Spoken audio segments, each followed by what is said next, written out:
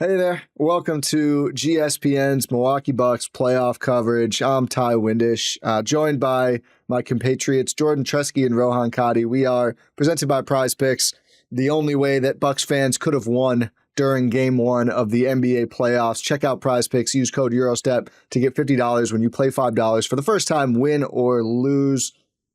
The mood is dour or sour. I always like when words that kind of mean the same thing rhyme. I didn't like much about Bucks Pacers game How one. often do you find that? I mean, I can't think of another example now, but it definitely like a roiling boil. There you go. Yeah. There you go. You got me. I was banking on you not being able to find one, but you got it. My mind went to like nursery rhymes or like, that old kind of storytelling where I feel like that's where they come up a lot. No, that's fair. Dr. Seuss. Yeah. Dr. Seuss, he built a career on that. Yeah. Speaking of doctors, Doc Rivers. Seuss Rivers. Rohan, we might need to demote even further.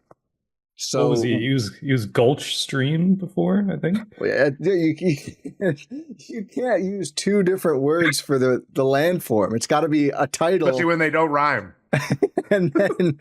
and then he was Mr. Crick, and then I don't know. We haven't decided what's below Mr. Gulch. Gulch is smaller than like a Glen. That's what I was doing. Oh, I'm not smart enough for this podcast. It's okay. But here's the issue today. The podcasters knew more than the Bucks coaching staff going into this series, it felt. It did. To recap, it really did feel like it. The Bucks lost 117-98. Giannis had 36. 3 bench players had over 10. The starters combined, besides Giannis, had 14, which isn't ideal. And 2 of them combined for 0, Taurean Prince and Kyle Kuzma. Rohan, we've talked about this a lot. Just that lineup Doc's been using at the end of games, 4 bench players and Giannis, has been their best lineup. The starting lineup has not been very good. I know their offensive numbers were good this Rollins version, but the spacing isn't great. That they're just this lineup. Like their starters for most of the year have been pretty bad, actually. From Ajax to Prince and Kuzma, like they really have not ever had a great starting lineup this year. And their starting lineup was horrendous against the Pacers, giving Indiana a bunch of big leads. And the final score ends up being about a 20-point loss.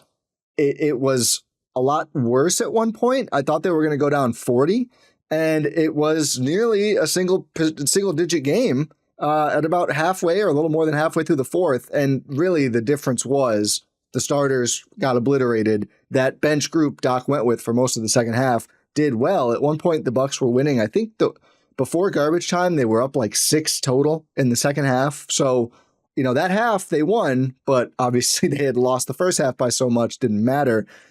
Rohan, we've talked about the Bucks a bunch this week. Jordan, I want your thoughts. Just, going in, what was your confidence level like, and what were your big time takeaways from what got to be a pretty ugly start of the postseason for Milwaukee?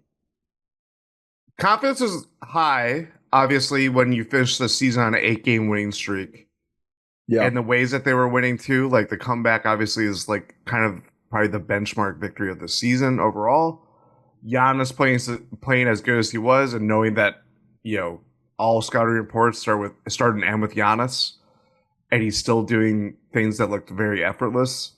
So obviously internally it was very high confidence in going into the series. I felt like no matter what this week was going to be and all this stuff around Dame and that is changing the equation slightly, I did think the worst thing that could have happened with the team like the Bucks that were in rhythm like they were was you're off for a week and now you have to regroup, because they can look at how they have looked basically in April to finish out the season and be like, yeah, we don't really need to change anything. We feel like we have the rotations, the formula for success down. And meanwhile, like when you guys are talking to Marcus Johnson or like any national discussion about where the Bucks go into the series, it was always about like, well, they have a lineup change they can do. It's just a matter of if they do it, and they go into the game. They look pretty good for the last, or I shouldn't say the last, first 5 minutes, and then the Pacers started hitting shots, and then the Bucks just defensively just had no answer. So when you're faced with the same problem that they were faced for all year, as you mentioned, with not a suitable starting lineup to help them get off to good starts consistently. I just felt like, they could only do so much trying to get back into the game, and even then, it was only for fleeting moments that they could do that.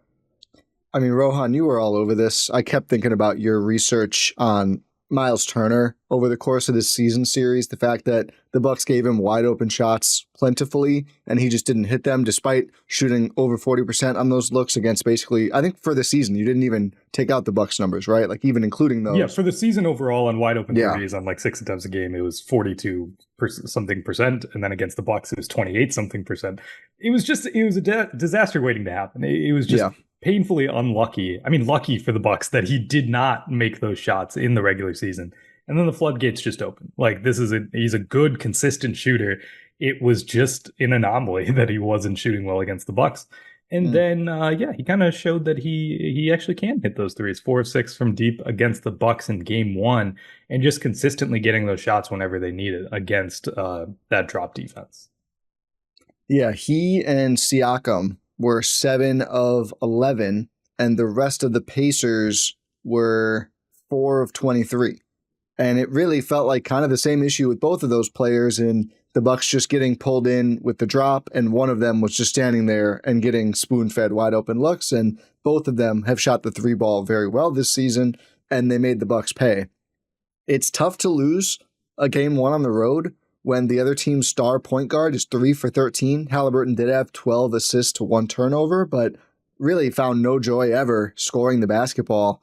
I still think the Bucks bend their defense a little too much to stop him from scoring. I mean, maybe that's why he's 3 for 13, but he didn't really look comfortable shooting the ball at all the entire game. It felt like the strategy coming in was just flawed, right? Like there wasn't a quick enough lever to take away, the pick and pop is hurting us now. Like, again, the mindset coming in, I think, should have been like, yeah, we probably can't rely on Miles Turner to just be bad, especially after he kind of killed us last playoffs. Like, maybe we give him a couple and dare him, and if he's cold, we jump on it. But the response there was not fast enough. Siakam, I had a good game, and he led them in scoring. He had 25 points. I didn't think he felt undeniable scoring the ball until the second half when they tried to use AJ Green on him, and he's just too much for AJ Green. I mean, just flying too close to the sun, especially when you have Giannis and Bobby out in those. I thought Bobby had some good possessions on him, frankly. And AJ, I mean, he fights, but he's too little, man. Like Siakam is 6'8" and a bowling ball. But I overall, a lot of this game, I'm watching it like when they're playing a way that's suited to counter this Pacers team, they do have answers. But when you're letting Indiana do what they want, right? They're running in the semi-transition, you're not running back, you're giving them those pick and pops and those passes they love to make. Indiana just played their game and won that way. So I came away, in the first half, really frustrated. In the second half, after seeing the Bucks' success against this team, it's like the answers are here to make this a compelling series. I do think if they stick with those starters for big minutes, they will lose in like 5 games, though. I really do think that. Even maybe if Dame comes back, he's going to help, but you just can't have zeros playing 20 minutes per game. It's not even just advantage. It's not even like the player. Obviously, like Kyle Kuzma had a historically bad game. Taurean Prince did nothing. Yep. It's like those players can be useful. It's just that combination doesn't work. Like we've seen them succeed in different machinations. It's just those players all together does not work. It will not work against this team, against a team that likes to run. Anytime the Bucks miss near the rim or inside the arc, the Pacers are out like a bullet out of a gun, and they're just out in transition and they're running. And like Brook Lopez, credit to him, at least he's on the perimeter getting back, but he's not going to stop it. Like Andrew Nembhard's bullying him out of the way. Dude, like it's not. Your momentum is.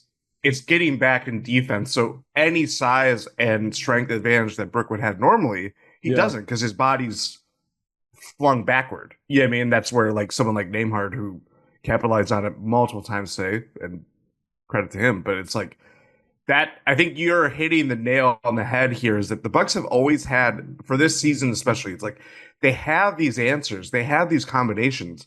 They're just not arranged in a way that lifts the individual, but also lifts the system itself. That's why, like, when they found the 3-guard lineup and Giannis and all that stuff, it's just like, boom. Like, you're just trying to find it. Have you ever tried, like, do any of you do, like, puzzles, like, anytime? Yeah. It's like, you usually start with the corner pieces and then you find the edges and put it together. Doc's like, no, I have some corner pieces, but I'm not going to worry about that right now. I'm going to start inside Prince out is already and in see that how corner. That works. Yeah, he's trying to do the puzzle, but he's trying to find the middle couple of pieces when you can start with, like, the outside and do that way. It's a puzzle with, like, a lot of it's dominated by, like, an ocean scene. And he just grabbed 4 blue pieces and he's ignoring the corners and the other blue pieces. And he's like, this is the ocean. It's got to be this part of the ocean. And I'm putting it there. And it's not that part of the ocean. It's actually a boat on land, but he's disregarding it. I don't know why some of these players. What? No, that's a deep cut.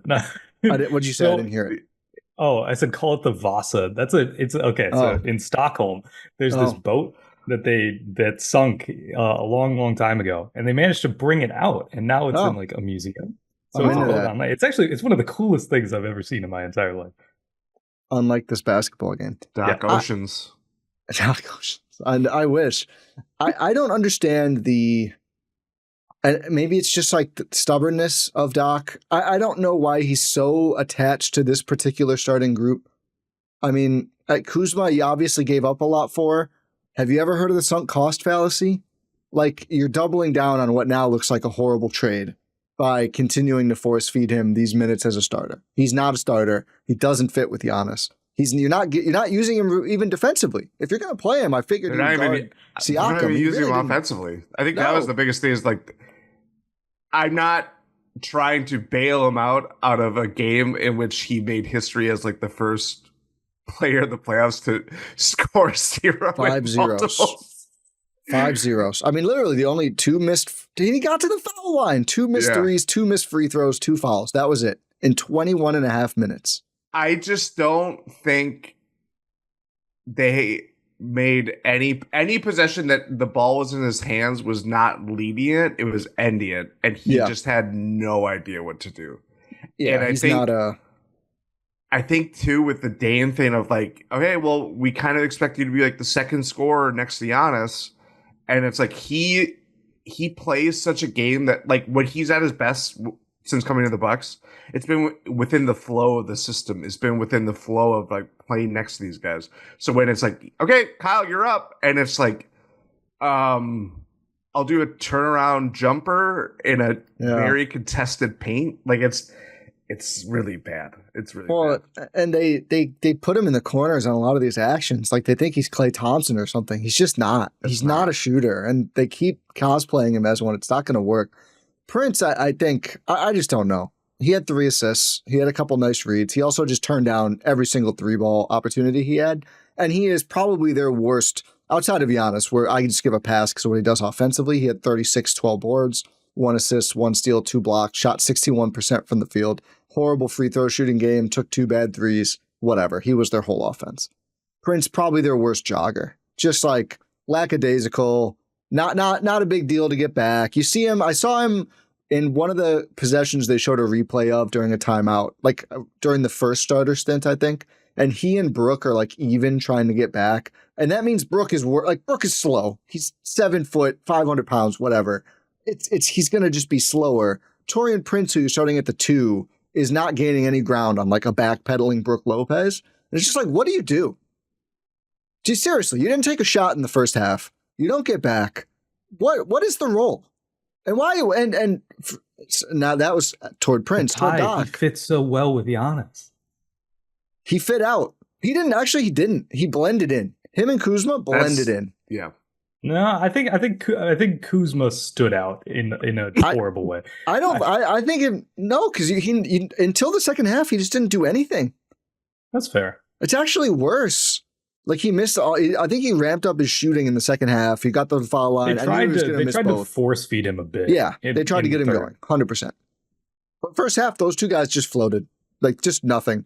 It's just like, that's on them a little bit. It's also for sure on Doc. That combination doesn't work, and, like, there's just no organization. It just feels like, all right, Giannis, make everything happen. And it was too much lift. Again, he had 36 points in 38 minutes, and they lost those minutes by 18 points. That's your obvious. If Giannis minutes gets blitzed, you have no chance. Yeah. So what starters should be rolled out there for game 2?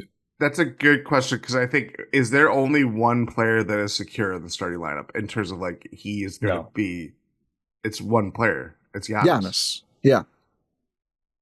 Did you say? I was going to say maybe Rollins. But that's going to change when Dame comes. Well, I don't. It doesn't have to. I would consider starting Rollins at the 2, because I actually, one thing that worked for them is his full court pressure on Haliburton really bothered him and slowed down. Remember that stat? Like, they start their offense at like 22 on the shot clock. They weren't able to when Rollins was in the game. I thought they went away from that too early. I thought the starters actually hung in there initially, in part for that reason. Like, that threw Haliburton off, and their offense isn't the same when they started at 16 versus at like 20. They kind of need that extra time to get those open looks, because I think Nembhard and Siakam, those were really the only 2 guys who I felt like were breaking the Bucks down one-on-one. It felt like the other players were more advantage dependent. And I think that's this Pacers team. Like, they're going to get you sometimes. I just think you have to make them beat your defenders, and the Bucks didn't do a good enough job. I thought Rollins had defensive utility, started the game well offensively, and then missed 6 straight shots. So that's not great. At least he stepped into them again. At least he was taking shots. A 2 for 8 is better someone's than got a 0 for 1. That's kind of the problem, is that offensively, it's like the whole. I mean, this is the biggest question going in the series. Yep. With or without Dame, it's like who's going to step up offensively? I know AJ Green shot a lot, and it was good to see him hit shots, because that was not happening during last year's Pacers series. Rollins looked confident, but when we're talking about Kyle Kuzma, Taurean Prince, the only utility that he brings offensively is just attempting shots, no matter if you're hitting them or not.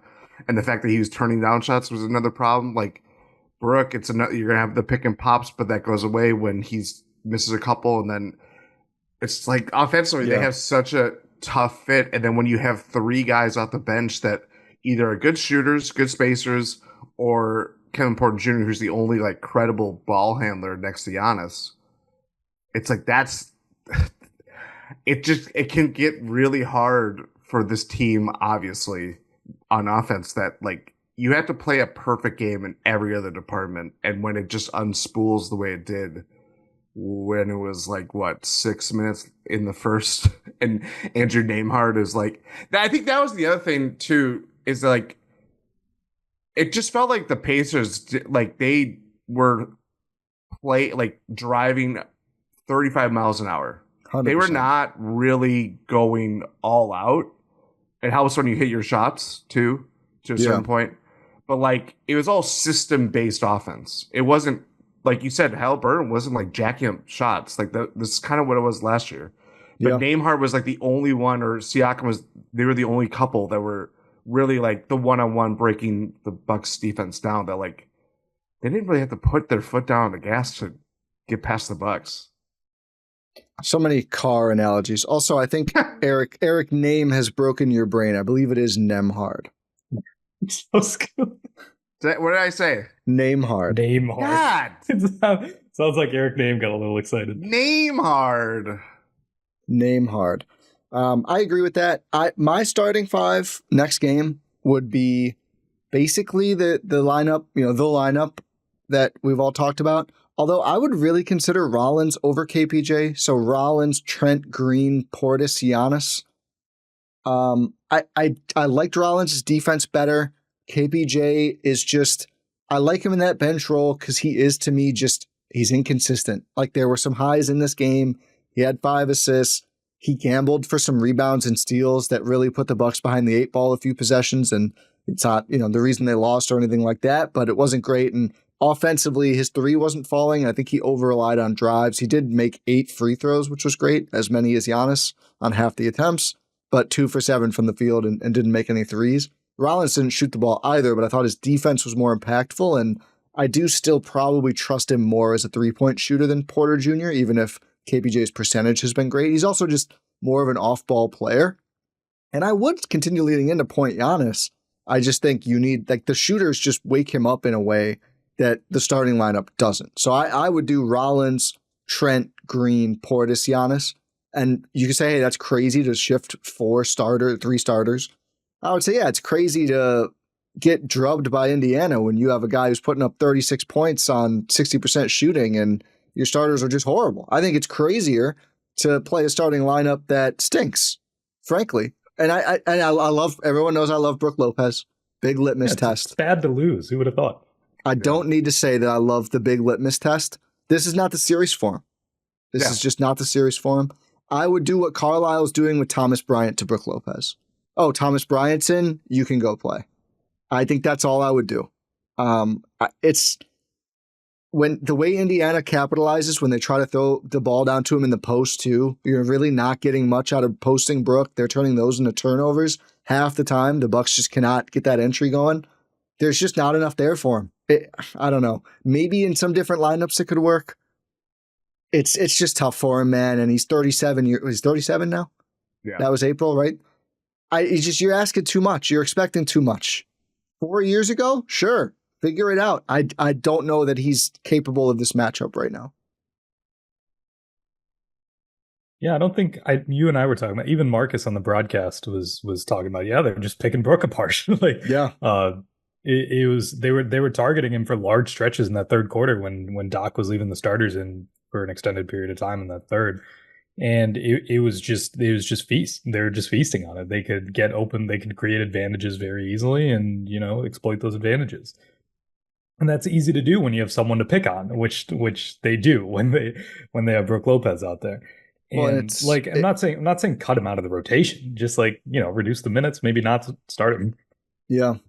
I just think it's Brook himself, and it's what playing him in the drop means for their defense. Like possession was highlighted by, and I think we all watched Marcus, that version. At least the first 4 games are going to be on the FanDuel Sports Network. I think the entire first series is. On the broadcast, Lisa said that's the only television rights we know for now are the first 4 games. Yeah, but probably.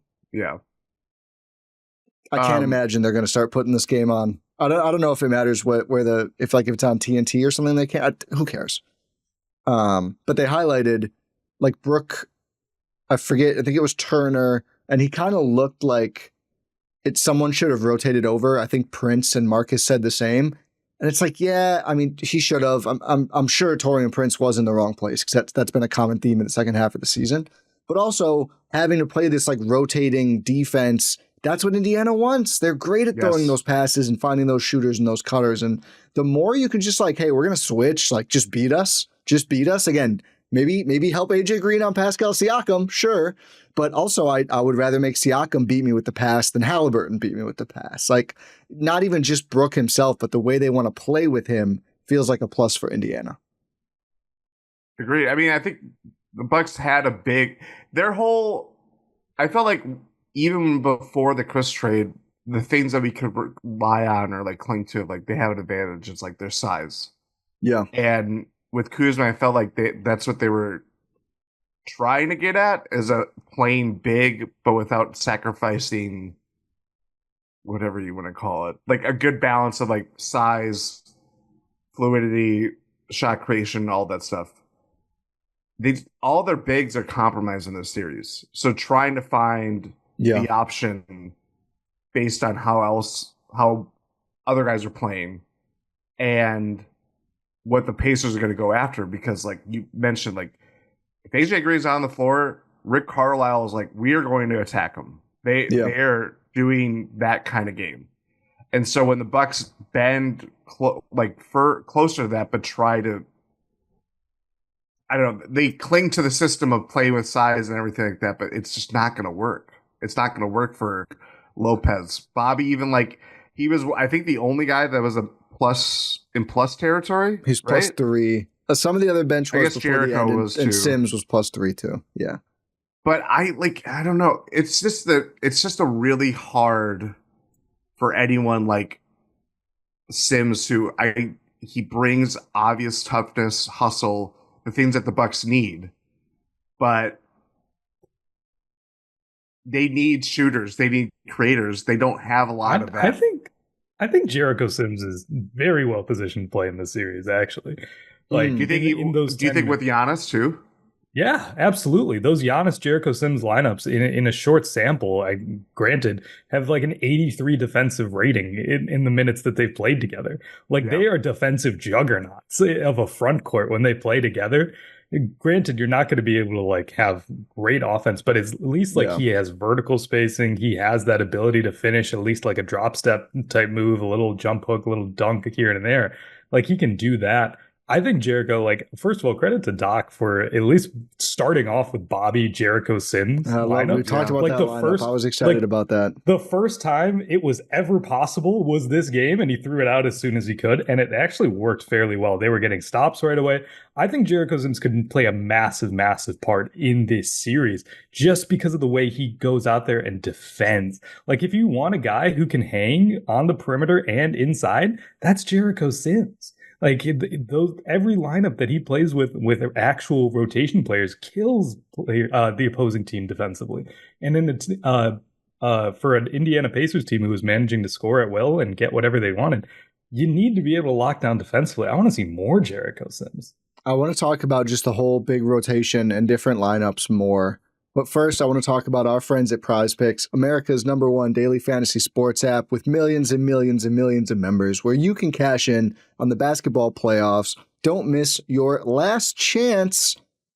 It is, over a month long, but it is your last chance to add your favorite players from the court to your Prize Picks lineups throughout the postseason, whether it's points, rebounds, assists, made threes, whatever craziness Rohan's cooking up, you can take your pick of more or less for your shot to win up to 2,000 times your cash today. Turn your playoff hot takes into tickets to basketball's championship series. Starting with the play-in round, every lineup you make on Prize Picks will enter you in the Takes 2 Tickets sweepstakes, which could get you and a +1 a VIP trip to the ship.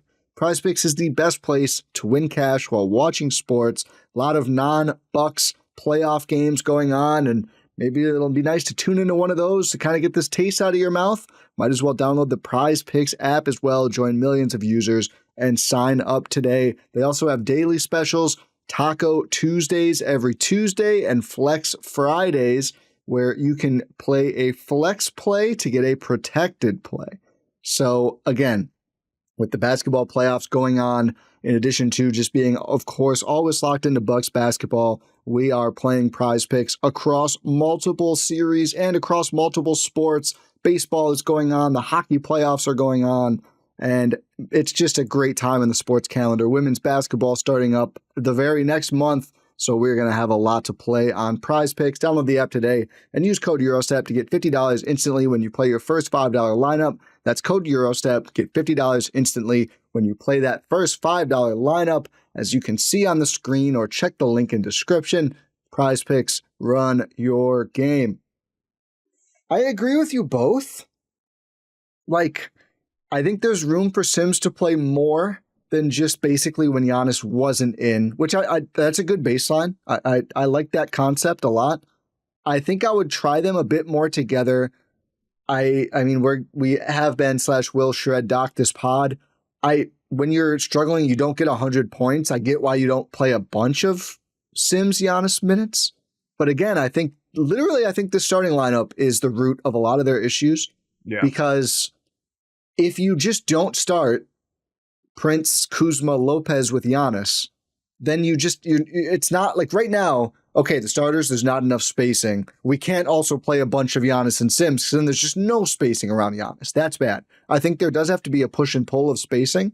The problem is it can't be none with the starters and then all with the bench group, which is basically what they're doing, right? The bench group that's working is basically just a total reversal of spacing. It's like instead of Rollins is really kind of Rollins and Lopez are your only real shooters. It's like we have our best 4 shooters in Giannis, which is not a bad idea and it's worked for them, but maybe just like keep it more even. Like play either 1 or 0 non-spacers with Giannis, not 3 and then 0 the whole rest of the game. So I agree. I don't think there's any world where Sims is like a 30-minute player, but I could see 18 to 20 minutes, some run with Giannis. I also think Kuzma, as much as he's going to get killed, and again, it was a terrible game for him. You can't deny that. Nowhere to go but up. There's nowhere to go but up. And if the don't say that. Don't say that. He could go 0 for 30 now. That's down. I want to see it. I want to see him do something. I don't want to see it. I don't want to see that. I don't want to see that. I don't care. I do not want to see a Kyle Kuzma 0 for 30. I do not. Jordan, no, Ty. Jordan, do you want to see Kyle Kuzma take 30 shots and make 0 shots? Do you want to see that? I want to see him shoot. Tell me why. Jordan loves history. I want to see history. Yeah, I love history. Let's make history. Come on. It's gonna, it's going to be the second time in franchise history a star has demanded a trade. Yeah, that's what you're going to see. That's history. Giannis just like the post game of like game 6. He's like, I cannot watch this anymore. No, I'm done.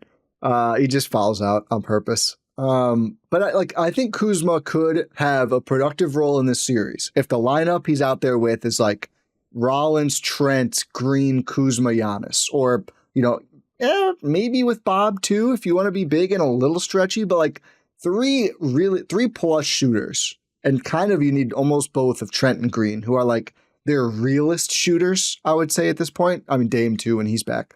But I could see that, like, okay, there's space. Like, can he cut? Can he get to the dunker behind Giannis? Like, all of that stuff is live. The starting lineup, it's not going to, I just don't think it's ever going to work in the playoffs where teams jump on every little inefficiency you show. The regular season, you can beat New Orleans with this group. You're not beating Indiana in the playoffs with this group. No. It's just such a problem for them in so many ways. I think, again, it's defensively, systematically, you're already tested. The Pacers, they saw this last year. They've seen Bucks have played this team more than anybody else in the last 2 years. Like in the Dame era. What? Speaking of history, Carlisle Rivers, which is crazy. Probably set a record for most playoff games coached against each other. If the series goes 6, I think they said. I think they need to go. If it goes 5, I think they tie it. Yeah, that's right. Because I think this was 27. I think the record is 31, and they counted this game, which makes sense because Clippers, Mavericks. Yeah, they played in the bubble. They may have played the year after too. No, and before 3-1. Doc was gone from that one. But yeah, Pacers, Celtics when Doc and Carlisle were there. I think. Yeah, it's crazy. But yeah, I think the starting lineup. I mean, defensively, it's stretched thin. The redundancy of Kyle Kuzma and Taurean Prince playing together. I think that is like if we're talking about individual combinations, like. Those two cannot play. No. So when you're talking about your 4s that are like big but aren't, I would say it's crazy to come around to the point of like Kyle Kuzma is probably the better defender than Taurean Prince. Then it's like, it's like, what are you actually doing here? I'm not trying to like, I don't have this axe to grind with Taurean Prince, but he is just like a bigger Tony Snell. And that's not a problem per se. But like when it comes to a playoff game, it's like you're trying to figure out what is going to work. And he just doesn't do anything of like, doesn't get buckets. He doesn't defend. Like I thought it was really good that they put Rollins on Halliburton. Yeah, thank God. That would have been a disaster. Like we wouldn't have even had the first 6 minutes of like, hey, they're getting off to a good start. It's like Taurean Prince is like, just like grabbing onto his shoulder, like don't. You watch him in like navigating a screen, and he just goes bizarre directions. Yes, like just never the right way, and it's like sometimes you go to the side, and that's fine. He'll just go behind the play. He doesn't even know. He's like he goes like. Is there a word for halfway between parallel and perpendicular? He takes like a 45-degree angle. Perpendicular. Okay, so let's say the rim is this way and the player is going this way. Yeah. Prince is right in the middle. He's doing like a Y turn. He's right in the middle. You're not getting to the rim. You're not getting, and you're in behind. And behind as well. Just like kind of just there. Taurean Prince, kind of just there. Yeah. But he's also like, he's an ebb and flow guy. When he hits shots, it's like, yes, it's great. But when that's not happening, or he just didn't take them. He didn't take them. You're the whole. Would you rather have Kyle Kuzma going 0 for 30 or Taurean Prince going for 0 for 30? It doesn't matter. You just want to see them take shots. If I saw a Taurean Prince 0 for 30, I mean, Kuzma, I could picture the 0 for 30 game. If I saw Taurean Prince have an 0 for 30, that might be it for the podcast. Yeah. Like that's on Doc at that point. Like if he takes 15 shots, you're like, no, stop. Yeah. Unless he's 10 for 15, right? Like, it's he's 10 to 15. Yeah, then keep going. Just do whatever needs to be also, done. just send the Pacers back to the ABA if they let him go 10 of 15 at any point in the series. Go back to the Mel Daniels days. There are golden snitch moments that I feel like the NBA should reward with an auto win. A Pat Connaughton poster dunk is one. TP going 10 of 15. Game should end. Doesn't matter what the score is. Yeah. Mel Daniels. Good for you, Ron. Yeah. Thank you. Did PC convince you guys he should play with that garbage time 3 and then flagrant foul? I was getting a coffee. Okay. He hit a 3 and then elbowed Siakam in the head. Yeah. Yeah. That was nice. all he did. Good job, Pat. Yeah. So no is my answer.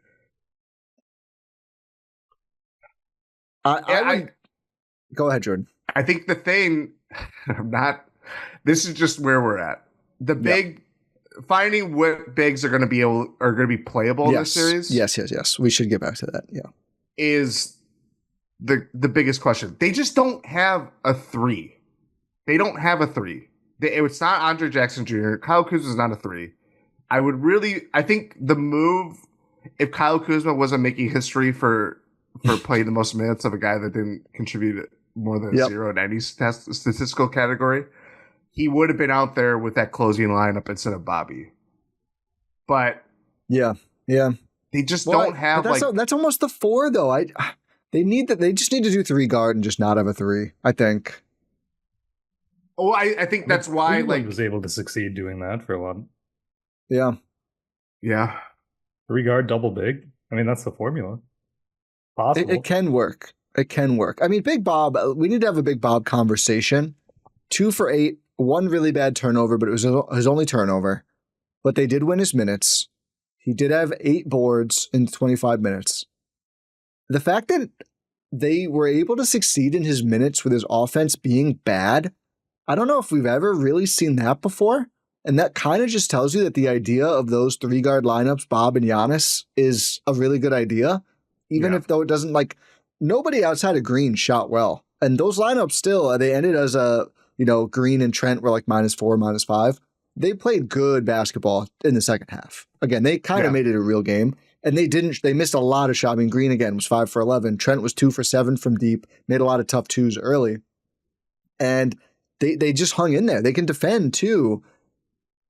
If you can get could Bob and Trent shoot 40% combined on the same 11, 12-ish threes next game? I mean, that group is going to, I think, win by a comfortable margin in their minutes if that happens, because they just hang in there. They defend, they rebound, they do everything well.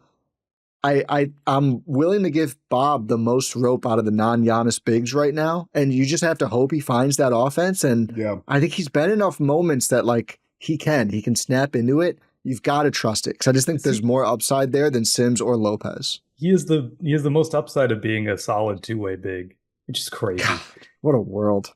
I know it's crazy to say, but it's true. I think. It's 100 outside of Giannis, of course. Oh yes. Of him, Brook, and Jericho. Yes. Yeah. Tyler Smith. He had question. Ankle out. Oh yeah, he was out. Asterisk. Still an asterisk. If they lose in 5, it's because of Tyler Smith's injury.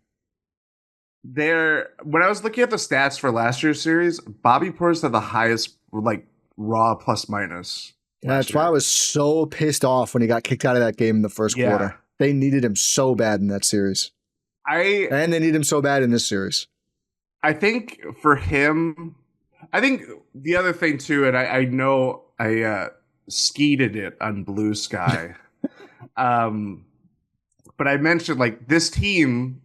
I know this is the infernal, the Bucks don't hit their threes in the playoffs. At some point, that is going to break. Even if it's for one game, they're not going to shoot, what do they finish with? 9 for 37, 24%. If I went through the game logs, I'm going to guess there's probably 3 or 4 games where they shot worse than that.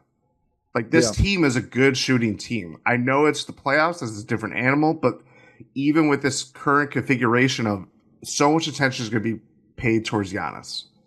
Some guys are going to be walking into threes. They have the opportunities to hit threes. The guys just didn't do it. Bobby, only really 1 or 2 really well contested. He was just short on a lot of them. And I know he hasn't shot it well in the playoffs since probably the Celtics series in 22. Like, it's been a while, but eventually that's going to come back. Like, I think if they can hit shots, which is obviously it's going to go up and down every game, they'll start off better and things will look a lot better than where they were today. But it's like when one of your biggest positives and one of your biggest strengths as a team, and you're operating with one hand behind your back shooting the ball. Like, I just don't know how this game was not going to end in a 19-point loss for the Bucks in any other way possible with that. It's crazy that the starting lineup was basically like a minus 15 to 24. The team shot 24% from three, and it was a 19-point loss. That was, again, down to 12, and the Bucks kept getting stops, and we're just like, Trent missed three, Green missed three, Giannis missed a layup. It's like, oh my God, they were right there. I really do, again, like, there was a point in the first half where I was like, okay, it was a fun Giannis era, pack it in.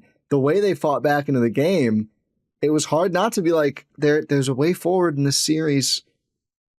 They just need to stick to it. Like, they just Doc needs to stick to it. The formula's there. That's the thing. It's right there. The formula's there. It's been there. We're all plankton. Yeah. What? Why? Formula. He wants the formula. We want the formula. I thought it was like Doc, Mr. Krabs whales. Rivers. He is a penny pincher. He does like to. He does like to get free things. He Saves does. money wherever he can. Is Kuzma paying him to stay in the starting lineup? Is that what it is? He's like, hey Doc, I'll get you some money under the table. Doc's like, whatever it takes. He's cutting him in on the Substack revenue. Oh yeah, there we go. I forgot that existed.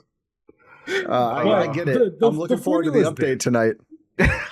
Oh my God. People are retweeting his next stop Shanghai tweet, which is funny. Oh my God.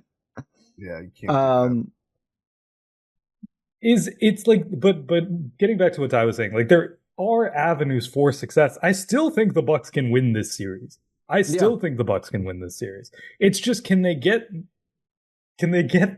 their heads back into it? Can they get their heads out of somewhere they shouldn't be? Yes, the players who didn't play well enough, and that's I had a lot of people responding like, "Oh, you're letting the players off the hook. It's not all the coaching staff." I mean, I just think that lineup is mostly DOA. Yeah, of course, almost every player didn't play well enough either. But, when you're getting trounced on the road in the playoffs in game one and you're not in a position to succeed, this isn't a group. It's Giannis and mostly unheralded players. They're not going to overcome that. So they need to be put in a better spot. But obviously, yeah, you'd like to see the players perform better, as you need to if they're going to win. The other big factor that we need to discuss, of course, is the starting lineup might change no matter what, because Dame is reported by Shams Charania to return either game 2 or game 3. A lot of speculation that the formula in this case was lose game 1, he's back game 2, win game 1, he's back game 3. We shall see. That's more of a theory than anything. Game 2 on Tuesday. Yeah, so you get a couple days off here. Team's going back to Milwaukee. And then obviously we'll go back to Indiana. I mean, they didn't really show up in Indiana today for the first half. They mentioned that on the broadcast. Oh. Yeah, they get the extra day at home because of this game being so early and the 2 days off. Flight. Like, why not? Yeah. But that's gonna obviously help, because one of the things, Rohan, we talked about in recent weeks was the heliocentric Giannis offense looks great. Do enough role players turn into pumpkins in the playoffs that it doesn't look great anymore? Giannis basically averaged the same numbers he's been averaging, bigger, except the 12 assists goes to 1 because no one did anything offensively around him and he just stopped passing. That was my concern. That was my biggest concern coming into this series, especially when I thought Dame wasn't going to play, was we see teams rely on minimums and role players and everything, and it often just doesn't work, and it did not work in this game. It worked a little bit better in the second half. I think there's an avenue to it working better, but by and large, it just did not work. Dame helps a lot there. Again, I feel a lot better when the swing is to Dame and not to, Ryan Rollins or Kevin Porter Jr. No disrespect to them. Clearly just a different caliber of player entirely. That's going to be a big help. It's not going to bail them out of this by themselves. If the If they start Dame, Prince, Kuzma, Giannis, Brook in game 2, I think they probably lose game 2, depending on how long they stick with that group. I think they need to be big changes, but Dame helps a lot of just having like someone who is consistently doing something without being powered by Giannis, because the Bucks just really did not have enough consistent offense. A little bit of KPJ, but I would not call it consistent. Who knows what we can see from Dame and Giannis in the playoffs? Literally, who knows? Yeah, it would be nice to see. Yeah. Can we see it once too? That would be great as well. Yeah. And when Giannis started holding his ankle, I was like, "You got to be kidding me, dude!" Yeah, I got very nervous. I mean, yeah. I think one thing we have glossed over a little bit. It's really nice to see Giannis in the playoffs. It's really nice. I haven't seen that for like 2 years. Healthy for like 3 years. So that's really cool. It is. Still a monster. Yeah. Yeah. It was really good. Like, again, the first couple minutes, it felt like they, even with Giannis, I was like appreciative of like watching Giannis, fully healthy Giannis play basketball. But like, we're talking about guys that Ryan Rollins never really played a playoff game before. No. Yeah, he definitely has not played a playoff game before. Kevin Porter Jr. didn't play a playoff game. Kyle Kuzma hasn't played one in 4 years, and he still hasn't played one, even with that.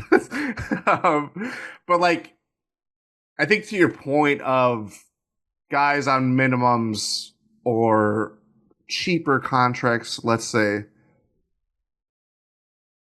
it's just really hard. It's really hard for them to make a dent when it comes to the playoffs. And I know like this team has been confusing. It's gone through so many changes, whether it's been internally or making the trade, and then after that and being without Dame, it's like, what team is this ultimately going to be? Like, it's just, the season has been one big puzzle that Doc has to find the ocean pieces to just to fill out the perimeter.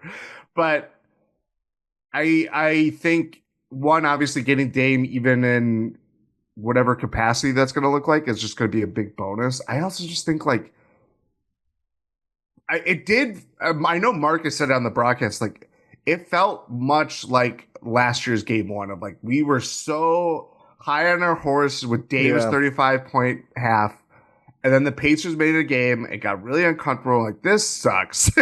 Yeah. And to their credit, like, they didn't make any changes. I'm not saying that the Bucks should follow the Pacers model of last year, because they need to make changes, but they did not play all that well in game 1 until like the third quarter. It made the game before it in the fourth quarter. The Bucks can do that. I felt like they were seeing AJ Green hit shots and look the moment. I know defensively that's going to be his biggest test. He's going to get into foul trouble. Siakam's going to go after him. I mean, you got to not give that to Indiana also. Yeah, or like true. Just live with it. Like, don't go guard all someone out. Else. I mean, if they're forcing the switch, I think that's what they were. I mean, if they were, then the Bucks were giving it up way too easy, which is something they just do. I mean, the last possession of the third quarter, when it was like, you really need to stop here, and they don't even screen; they just walk their big by Halliburton, and Bob just switches on to Halliburton. It's just like, why do that, man? I hate when they give up the switch that easy. Yeah, I think it just comes down to defense of like, you can't get into a hole that big to start the game. Yeah. And then it just like, we know that they have something there. It's just a matter of, again, not to just keep using this metaphor relentlessly, but like the puzzle piece, just like turning to the puzzle piece and finding it click and connect to something.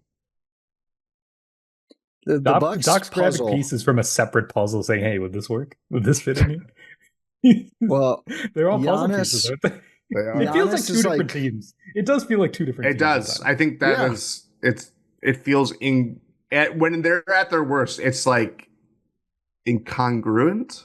Is that a word? Yeah. No, it is. There we go. Yeah. Nice.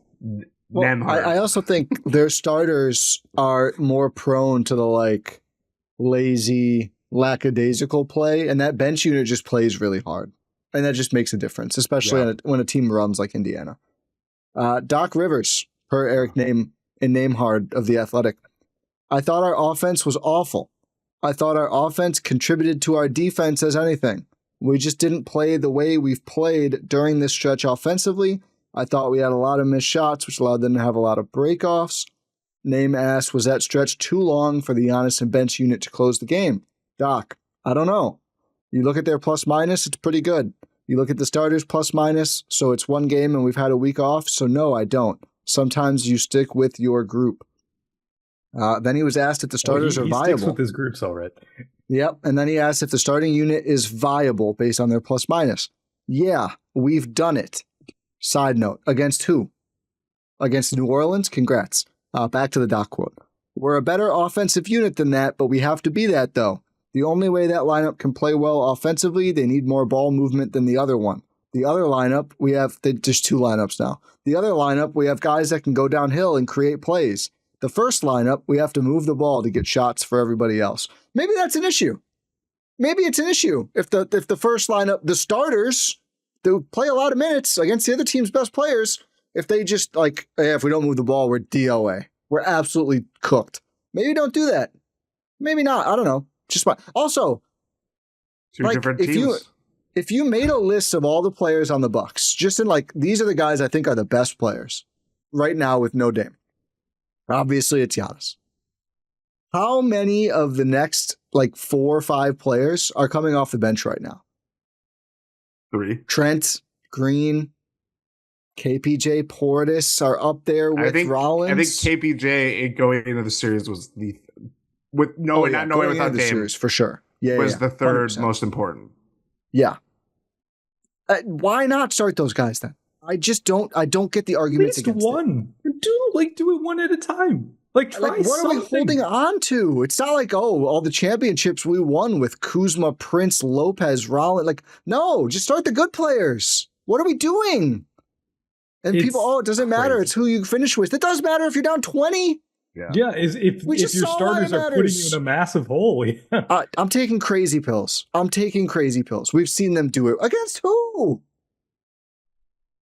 We saw them go down big against Minnesota. We saw them not able to put away Detroit, who is Cade Cunningham and Malik Beasley. Not a serious team. And the starters couldn't put those guys away. Yeah, it's like, we had to come. We saw massive comebacks. Why did you need to come back? It's like that goose meme with that guy Chase. It's like, why did you need to come back? I just don't get it. It just has never made sense to me, and I just feel so confident we're going to see that the stupid graphics that it just pisses me off now when we see Kuzma and Prince and they're at the sides of their faces 30 minutes before tip, and here we go again. We're back. F around and find out. That's what that face looks like. Yeah. Huh? We're about to get killed. Hopefully KPJ is 8 of 11 in the second half. Yeah. I was one stray thought. Is Halliburton still hurt? There were multiple times. He was really good post break. There were multiple times today. I don't know. Bobby kind of had an extracurricular shove that Pacers crowd. He just pushed him over. That was insane. Insane. Called. But he just plays in a way that is just it flies like paper. He just kind of always contorts himself in a way that I don't know if it's the acting job of trying to play get a foul or not, but he just always just I don't know what it is about him, but he just doesn't exude a guy that can play through strength or something like that. I was watching the Caitlin Cooper Samson Folk preview pod of this series. Caitlin, of course, does tremendous Pacers coverage. Samson does great coverage of multiple teams, I think. And she made the comment he's kind of the one big point guard who just doesn't use strength at all. Yeah, he has size, but he's 180? Yeah, he's 6'5". I mean, he doesn't really play like it. I mean, it helps him see over the defense, but he's a very odd player. It works for him, but yeah, I want that guy to shoot next game. And now he's going to go, 8 of 10 from 3 and I'll look stupid, but I don't want him passing as much as he was able to pass. I just think that's what he wants to do. You got to make him uncomfortable. But yeah, it did not feel like Siakam was the one who came into the series injured, which was the case. Siakam was pretty bad the last few weeks of the year dealing with an elbow injury, but the time off seems to have done really well for him. Hey, if you win game 2 though, still that's the thing. Take back home court. You just needed one of the first 2. You might have Dame for game 2. We'll see. But yeah, the series isn't over. Not from a games perspective, like the actual series record, or from what we saw on the court. The Bucks just they need to be better. Which is what have we been saying this about them? Like 2 years, every week post Bud. Just like wow, they should be better, and they're not. That sucks. Yeah. I don't know. Are we delusional? Is the roster this bad? I don't. Well, no, I think it's a 5th seed. It looks like a 5th seed. You know what I mean? Like they are, even with Giannis, they have a lot of guys. It's all jumbled together. Like that's where it gets really hard to find your optimal team. And when you're without your second superstar, it gets even harder. But I don't think it's as hard as they make it look. I think that's because they have recipes for success. That's the issue, right? Like we can see where they can really hit their stride and play really well. And then at the other times, it's like they're just stepping on rakes and hitting themselves in the face. Well, it's just like, you want your second best shooter on the floor with Giannis to start games being either Ryan Rollins or Brook Lopez. No, you don't. That's not good. Well, not to just use Doc's post-game comments as hold them up as truth, because a lot of the times coaches just talk out of their ass when they lose by 19. But it's like, why do you have to fashion your team into two different units? And like they can blend those skills. Like when you look at the Pacers, part of the thing that makes them really good is that they have guys that play their way. It's a Pacers team when they're flying down the court, whether it's Obi Toppin on the floor, I was about to call him Tobias Halliburton. Whoa, shots fired. I don't know. But Halliburton, Kuzma. We can only win. Whatever. But they have a very unique brand to them of playing that way. And I think the Bucks, as you mentioned, like they have formulas within there. They just opt to not play it that way all the time. Yeah. They play their unit of shot creation or like the shooters, and then they have like the kind of this unit's out here to give us to make things even for 6 minutes so Giannis can get a breather. Yeah. That's they pretty much now put in Sims. Let's just hope nobody scores. When I saw the unit when Giannis sat his first time and they put, like you mentioned, Sims out there, I was like, oh, this could get really bad. This is and it was a +2. Yeah. Over I think 6 minutes. It was not 6 minutes of game time. It was not that bad, but I don't know. I think that's the ultimate problem is that they have something in there. It's Giannis can do it.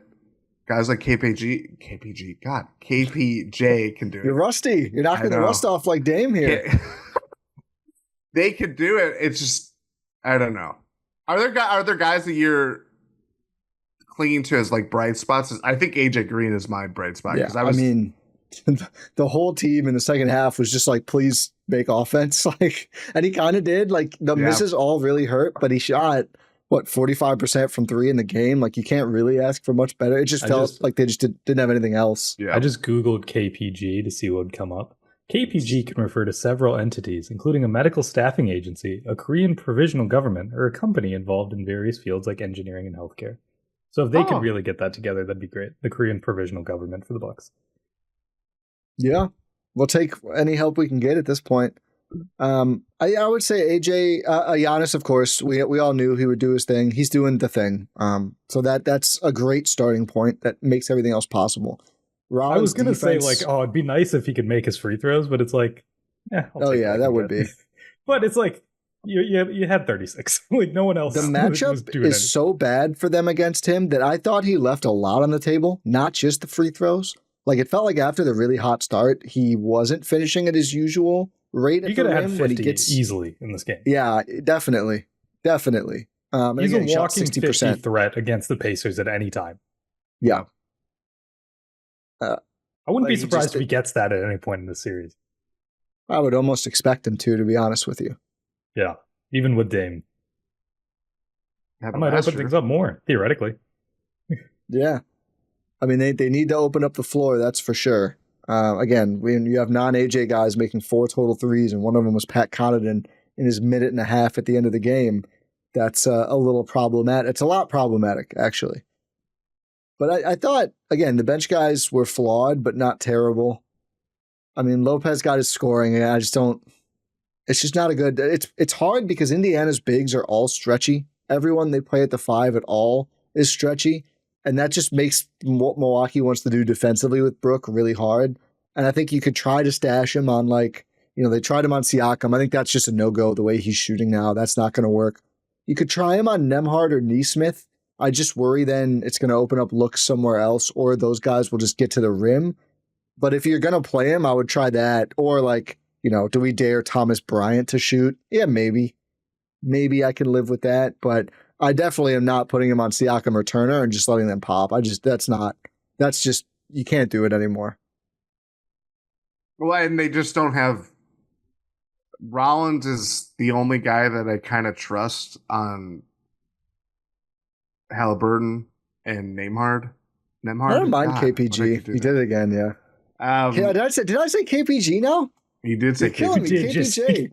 The Korean Provisional Government did a fine job on Halliburton. That's a thorny topic, right? Anyway,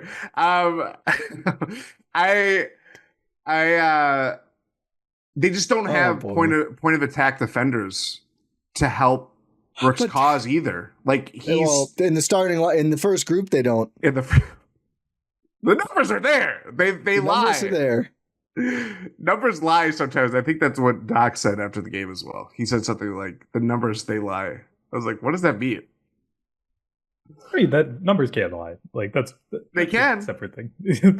You can definitely skew numbers as someone who works in data. They don't lie for Kyle Kuzma. No, they don't.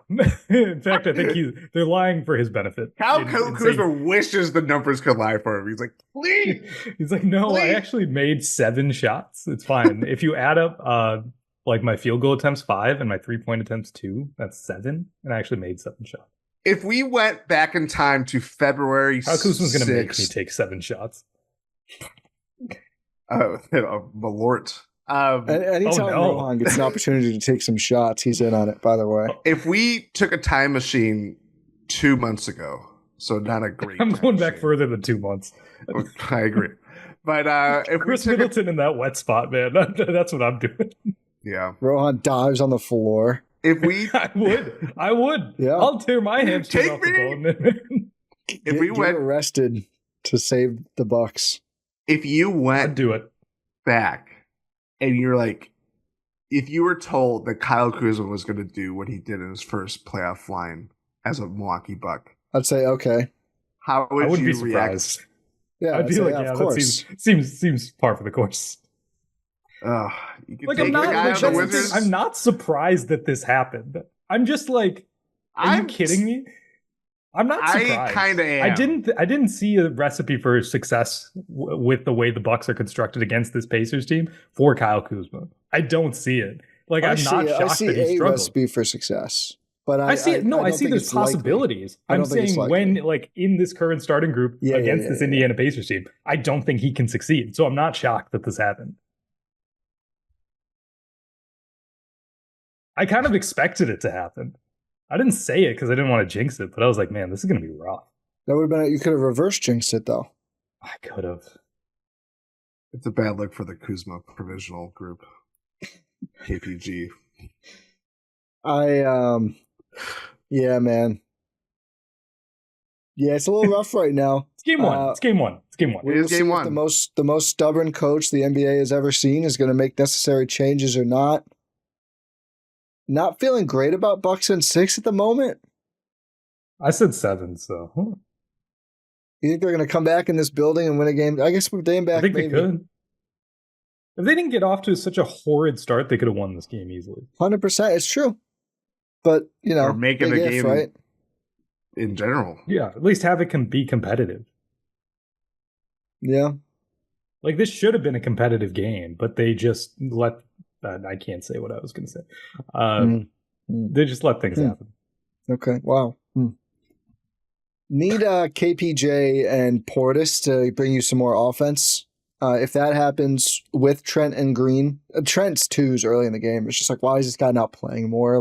no one can do anything, and he just drills 3 straight jumpers. It's not game 10 when he was like off to his shooting start, like terrible shooting start. He has been nails. Yeah. And a guy that you trust in a playoff, like another guy. It's been 3 years since he played a playoff game. Like, why? Yeah, I think this was a real feel out game, and the Bucks they got felt. It's not the worst game 1 that we've seen the Bucks play. No, they lost to the Magic. It's not a high bar. Yeah, that's right. Did they? Oh God. Yeah, the Magic did a lot. The Magic, I think, beat the Kawhi Raptors in a game 1 too. That was the DJ Augustine game. They lost in 5 both games. I was in line to check out at Walmart, and I was watching that game. Wow. Yeah, I remember. Wouldn't imagine you as a Walmart shopper. I don't go there often. Yeah, that's why. Kroger guy, Target guy. No, not anymore. You go to Costco? I don't have a Costco membership. Trader Joe's. I do like Trader Joe's. Whole Foods? I'm the Bayshore Parker. You have to remember that. Yeah. Well, they have a Target now. They do. No, I know. Oh, yeah, of course. This is consumerism. He's making his choices as a consumer. Yeah. Fair enough. What do we? Okay, here's the thing. Do we actually think they're going to make changes going ahead of game 2? I think they are. I'm not reading into I'm reading into it. I think it's too fresh to be like, yeah, we are going to roll. There's going to be at least one change, and it very well could be Dame. But I don't count that. I don't count that. I still think there will be a change. How about this? I'll count it if it's Dame and Rollins starting together. So if he bumps out one of Kuz or Prince, I'll count that. I don't count Dame for Rollins because that to me, that's just like. Do we think one of Kuz, Brook, or Prince are coming out of the starting lineup? How about that? That's a better way. I think they should. The answer, I don't think they will. My answer is no. I think they should, but I don't think they're going to. Jordan's thinking. You really phrased it in a very good way. Yeah. You don't have to. They should. Oh my God, I don't want to watch Taurean Prince. I just feel like he's been the problem. I don't hate Taurean Prince. He's been a problem though on the things that they're bad at all year, and every single game, Doc is like, "I'm telling the guys, we got to move the ball. We got to get back on defense," and he never benches. It's Taurean Prince. That is Taurean. Like, I know he's the vet, and he's going to give a longer leeway with vets, but it's like he doesn't create. If he's not taking shots, if he's not an active defender against the fastest team in the league, what do you expect him to do? Like, try to go for a rebound? If he has no attempted threes in the first 5 minutes and he's playing this, drift at 45-degree angle defense, he just shouldn't play anymore. What's he doing then? Nothing. Yeah. And he had 19 and a half minutes, which doesn't sound like a ton, but more than Rollins, and 5 or 6 minutes in the same range as Trent and Green. 7 minutes less than those guys. Why? To do nothing. And you could say, like, that was the other thing. Like, Rollins, I know the 3-guard lineup of late is like, it's hard to break into that, but Rollins, you're playing super small at 4 out of the 5 positions with Giannis effectively being center, power forward, and whatever else you want to call it. Yeah. But Rollins offers at least something of like, he does play well defensively. He's a straight line driver. Like, he knows how to, he's found his angles of like contributing offensively. It's like, I don't know. When you're going to play small, you have to have you can't just rely on that guard lineup to be like, we're going to roll with this for 20 minutes, because you can't do that unless they're down as much as they were at the third quarter. But to answer your question, I regrettably think that they won't change it.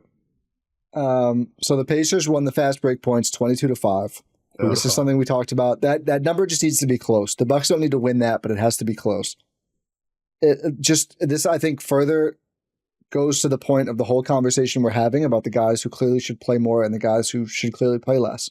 The only players with any steals or blocks, so you kind of need to force turnovers for fast break points. Giannis has 3 total.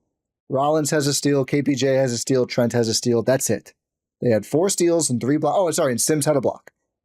Like we talk about the energy players, we talk about what they do offensively. Those are also the guys who are actually playing with some passion and getting in there. Like Rollins looks like he gets beat by Halliburton on a pick and roll. He got in there, deflects the pass. It's a fast break for the Bucks. Like KPJ goes and picks off a pass. Like you need those plays. You got to get your offense going too. Yeah. And again, like we talked about Kuzma, it's not just the scoring, like 0 of any stat. No rebounds, no steals, no blocks. Like that's horrible. Do something. Prince did have his 3 assists. Great. Had his 3 assists because he didn't take any shots. 2 rebounds, no steals, no blocks. Like, you're not doing anything to disrupt Indiana. And that's just what you really can't have, in addition to the spacing. Yeah. Especially when you're offensively challenged. I don't even think Trent is like a great... Oh, yeah. I found it very funny that the biggest pop the crowd had was Johnny Furphy. Dude, they love Johnny Furphy. I know, but I was like, the metaphor is super strong here. Indiana Pacers crowd. It's crazy. They had so many big moments that way. I noticed the same they were up pretty much the entire game. We're like, Johnny Furphy, let's okay. I think he'd get that same pop in Utah, to be honest. I think he'd get that a lot of places. Yeah.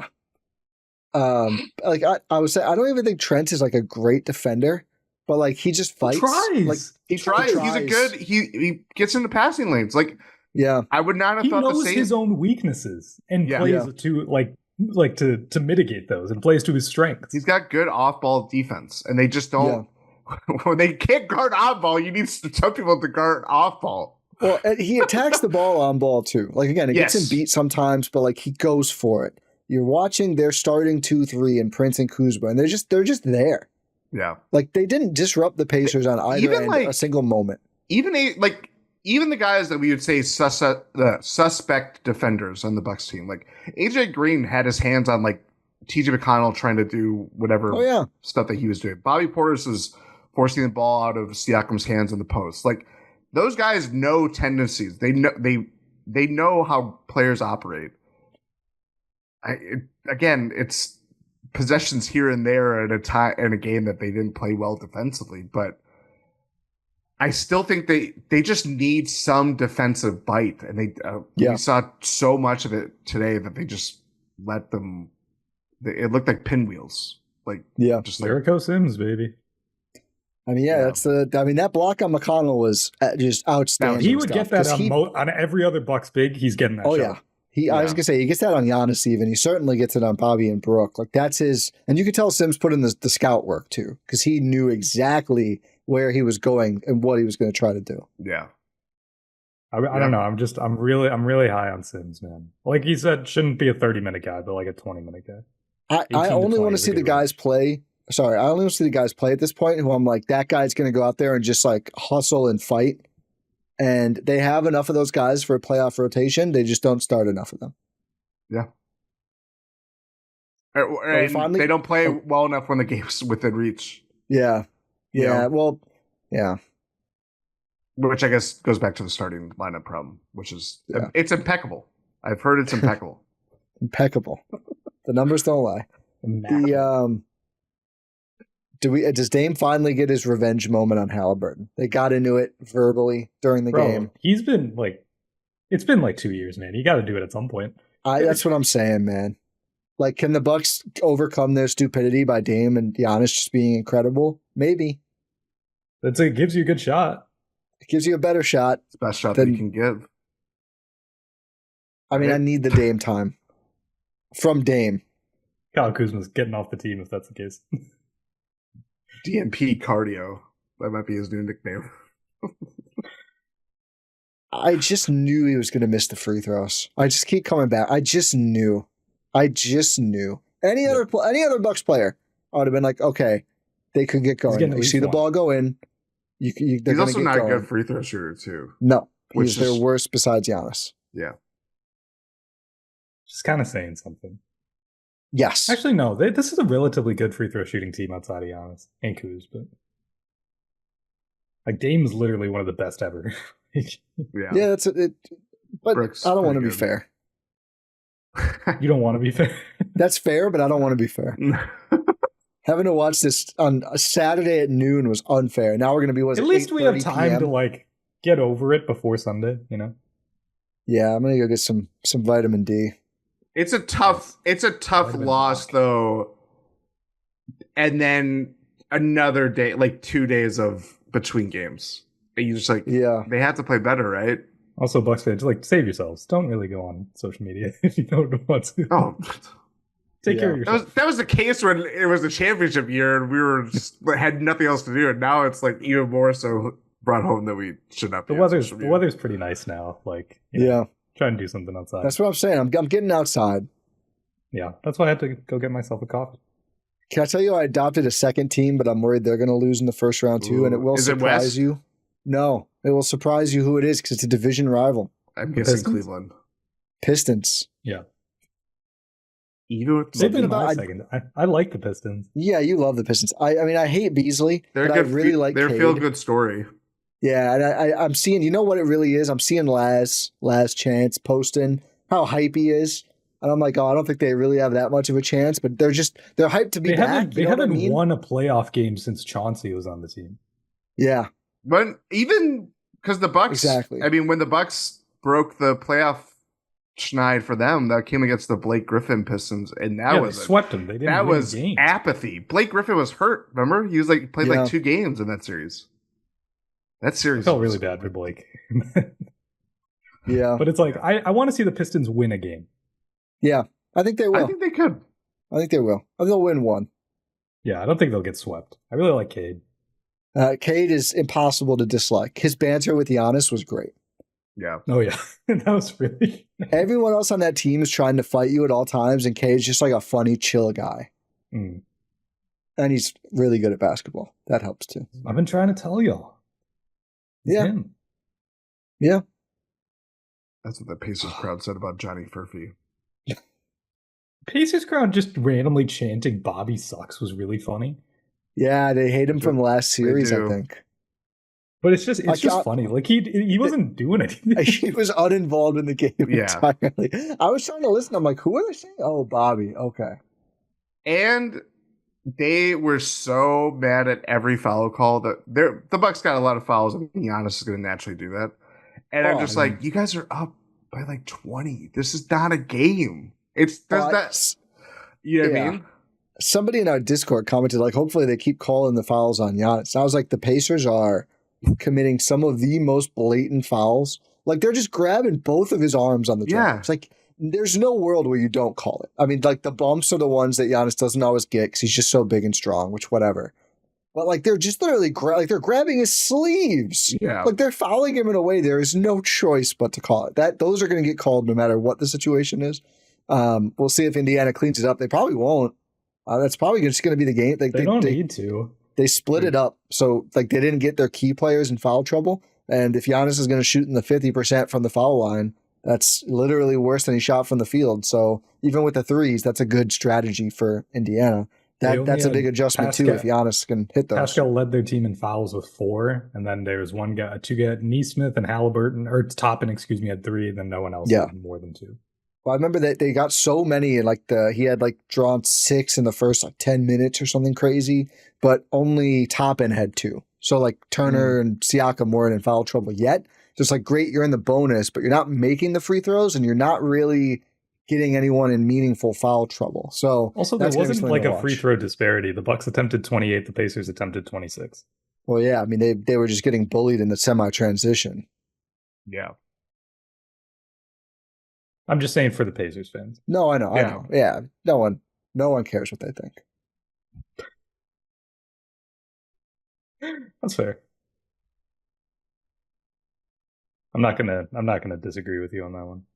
Johnny Furphy, to me, it feels like someone typoed the guy's name. Yeah. It is. It does not. What's your last name? Johnny Furphy? It's like, do you have something in your teeth? Like, why are you saying that like that? Furphy? He's Australian, I think. Yes, mate. So then when you know that, then it kind of makes sense. That sounds like an Australian name. It does. Yeah, it's just a little off.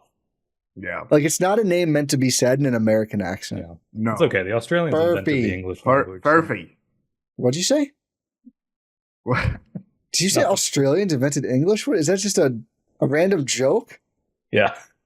You can't do that because we respect your intellect too much. Oh, thank you. I was like, wait, really? In jail? Oh, they did not. Okay. No, they did not. Turns out English comes from England. Mm. Who would have thought? Big if true. Well, Greenland's the icy one. You never know. Words don't always mean what they seem to mean. That's true. That's true. The words, sometimes they lie, Doc Rivers. Yeah. Like starter. Yeah. Hey, it doesn't say finisher. Yes. No. Lauri Markkanen? Yeah, that's true. Do we think the Bucks can bounce back in game 2? Do we think they can win game 2? They can. You think they will? Well, do you think Dame plays? Yes. I think I'm he's not going a to try his doctor. best to play. Is it? I would wonder if it's just a matter of his conditioning getting to the point where they feel like it's game speed. Yeah. I would almost rather he didn't, so you have to change something else rather than just relying on Dame to fix everything, because clearly he's not going to fix everything we saw in this game. I mean, I want him to play. I want him to be ready, too. Yeah. I don't feel great about them winning this game. Put it that way.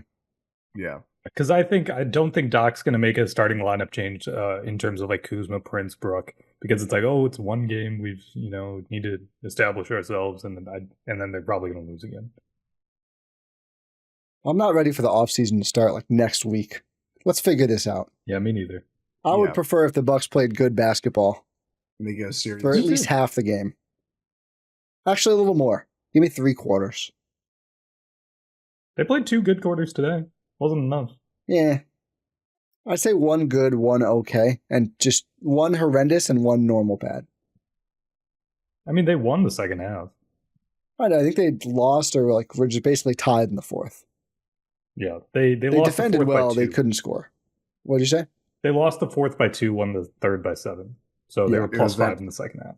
The flag learned by Pat was the difference of the 4th quarter. Literally. He made up for it with a 3-ball, though. Well, we've got 2 days until game 2. Tuesday. Yeah.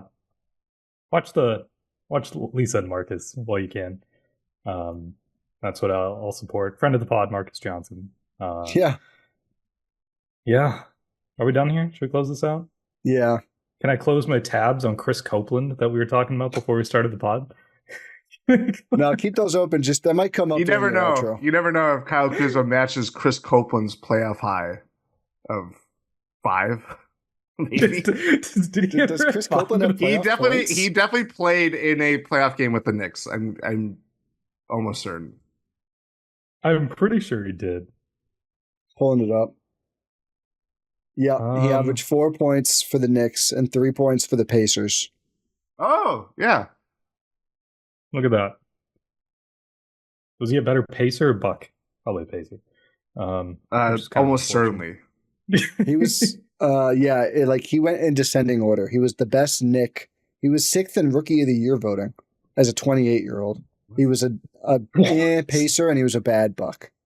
He didn't even finish out the year with the Bucks. He got waived. Yeah. Yeah, he shot 33% from the field. He was not a good Buck. Oh, he got waived. Do you know who they signed to waive Chris Copeland? I do, because I have it up. Did you see it? Yeah. Ty, do you know who they waived? Or do you know who they signed to waive Chris Copeland? Was this Shabazz or was it Tim Frazier? That's a little further. This is 2016. Am I early or late? Year later. It's a guy. He's very relevant. Oh, the mitten. No. Oh. I don't know. Steve Novak. Oh my God. I totally forgot. Okay. Nice. All right. Well, I think that's a fitting way to end this podcast. Wrap it up. We'll say thank you for listening to this episode here on GSPN as we recap Game 1. We'll have a podcast post game after each game of the series. Hopefully, it's more than 4. I think it's going to be more than 4. Dude, it's please more than 4. I mean, come on. I'm not even that doomer. Christ. No, it'll be more than 4. But so yeah, we'll have you covered here for all things Bucks playoffs here on GSPN. So make sure you're subscribed wherever you're listening, whether that's on your podcast platform of choice or on YouTube. Leave a 5-star rating and review on your podcast platform of choice. Leave a like, engage in the comments on YouTube. The comments have been popping on YouTube, especially for our markets episode, which if you haven't listened to, make sure you go check that out. That was really cool. I still can't get over how cool that was. But yeah, make sure you check out gspn.info for all of our links. Pod Random. Talk to you next time.